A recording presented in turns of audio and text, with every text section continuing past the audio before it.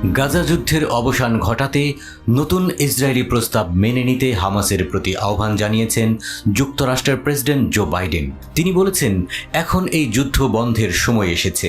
তবে ফিলিস্তিনের ইসলামিক জিহাদ প্রতিরোধ আন্দোলন মার্কিন প্রেসিডেন্ট জো বাইডেনের ঘোষিত যুদ্ধবিরতির প্রস্তাব নিয়ে সন্দেহ প্রকাশ করেছে। তারা বলছে, যুদ্ধবিরতির জন্য অবশ্যই অবরুদ্ধ গাজা উপত্যকা থেকে ইসরায়েলি বাহিনীকে সম্পূর্ণ প্রত্যাহার করতে হবে। যুদ্ধবিরতির জন্য ইসরায়েল 3 ধাপের প্রস্তাব দিয়েছে। প্রথম ধাপে 5 সপ্তাহের যুদ্ধবিরতি হবে এবং গাজার জনবহুল এলাকা থেকে ইসরায়েলি সেনাদের সরিয়ে নেওয়া হবে। সেখানে মানবিক সহায়তা দিতে হবে এবং একই সাথে দুপক্ষের মধ্যে বন্দী এবং জিম্মি বিনিময় হবে। দ্বিতীয় ধাপে পুরুষ সেনাসহ সব জীবিত জিম্মিদের ফিরিয়ে আনা হবে। চুক্তির তৃতীয় দফায় কোনো মৃত ইসরায়েলি জিম্মিদের দেহাবশেষ ফিরিয়ে আনা। এর পাশাপাশি বাড়িঘর, স্কুল ও হাসপাতাল পুনর্নির্মাণের জন্য মার্কিন ও আন্তর্জাতিক সহায়তার মাধ্যমে পুনর্গঠন পরিকল্পনা।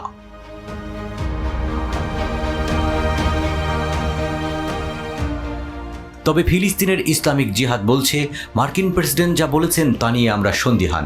এই বক্তব্যগুলোই মনে হতে পারে মার্কিন সরকার তার অবস্থান পরিবর্তন করেছে।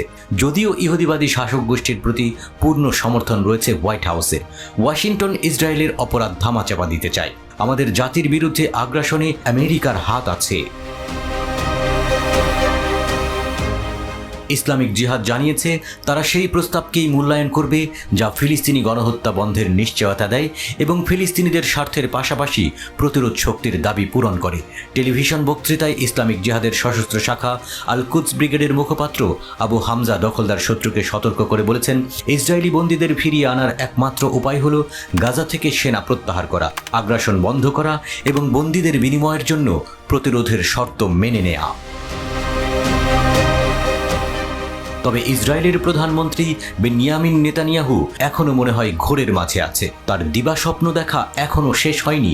নেতানিয়াহু বলেছেন, হামাস ধ্বংস না হওয়া পর্যন্ত গাজায় স্থায়ী যুদ্ধবিরতি হবে না। নেতানিয়াহু জানিয়েছেন, যুদ্ধ শেষ করার জন্য ইসরায়েলের শর্ত পরিবর্তিত হয়নি।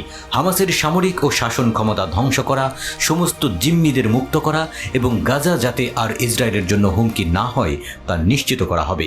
স্থায়ী যুদ্ধবিরতি স্থাপনের আগে এই শর্তগুলি পূরণ করার জন্য জোর দিতে থাকবে ইসরায়েল। বাইডেন ইসরায়েল ও হামাসকে একটি 3 পর্যায়ের চুক্তি মেনে নেয়ার আহ্বান জানান।